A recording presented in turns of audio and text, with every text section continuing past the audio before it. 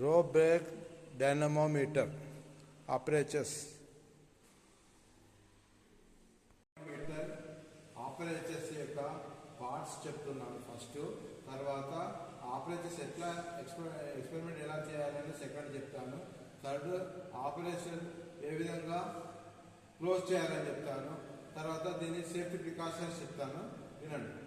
First దీని ఆపరేచర్స్ లోపల ఏంటిదంటే ఫస్ట్ వచ్చేది ఈ బోర్డు వస్తుంది, ప్యానల్ బోర్డు.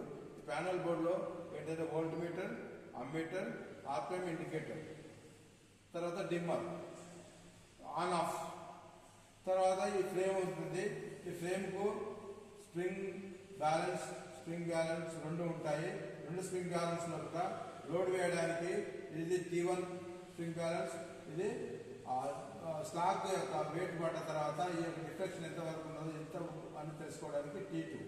ఇక్కడ లోడ్ వేస్తాము, లోడ్ వేస్తాం కాబట్టి ఇది రైట్ హ్యాండ్ సైడ్, ఇది స్లాగ్ సైడ్, ఇది T1, ఇది T2.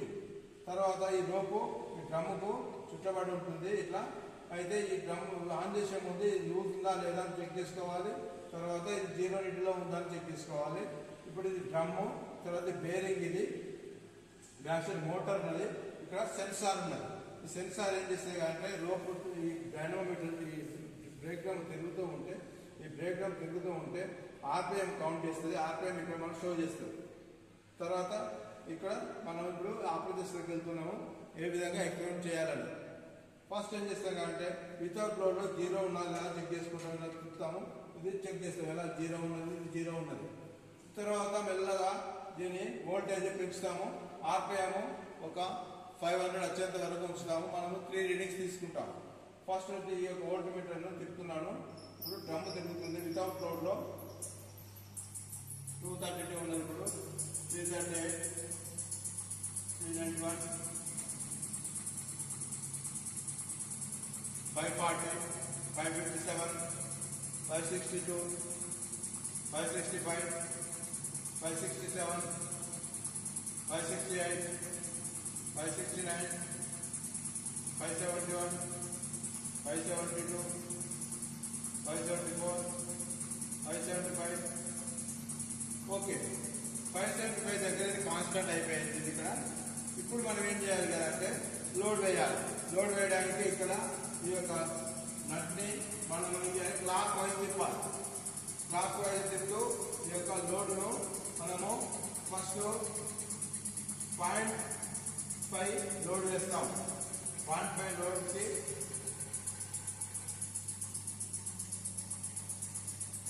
ఈ నీడిల్లో డిఫెక్ట్ అవుతుంటుంది. డిఫెక్ట్ ఇప్పుడు 250 to 750 వరకు డిఫెక్ట్ అవుతుంది. మిడిల్ నెంబరు 500 grams అంటే 0.5 kg తీసుకోవాలి. Small division is equal to 50 grams. Okay, ఇప్పుడు దీని యొక్క ఫోర్స్ ఈ యొక్క లోడ్ ఎంత పడుతుంది అంటే స్లాక్ సైడ్ ఇప్పుడు 2 స్మాల్ డివిజన్ ఈక్వల్ 50 grams కాబట్టి ఇది 2 డివిజన్ తర్వాత తీసుకుంది 3 డివిజన్ దగ్గరికి. కాబట్టి ఇది 150 grams. 150 grams slack side 3 to 0.5 kg T1.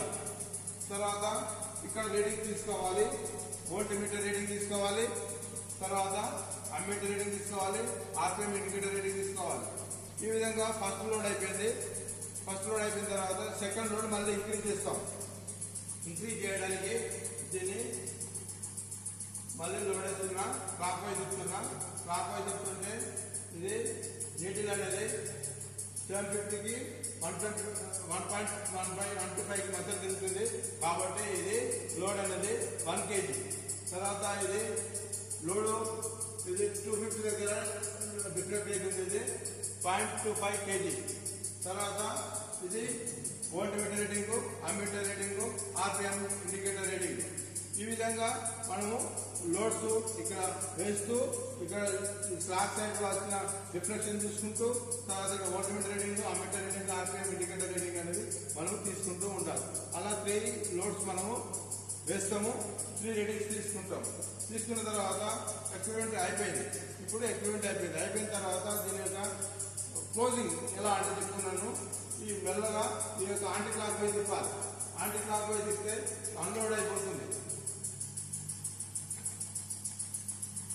Anti clock wise తిప్పితే అన్లోడ్ అయిపోయింది.